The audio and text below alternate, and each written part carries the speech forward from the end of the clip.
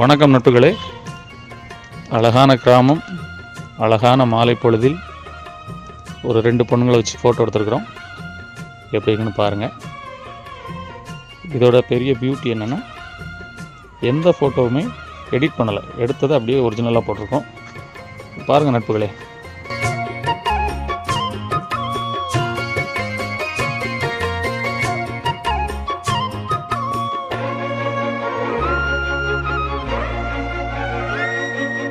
பூவடி அவ பொன்னடி அத தேடி போகும் தேனி, தேனடி அந்த திருவடி அவ தேவலோக ராணி.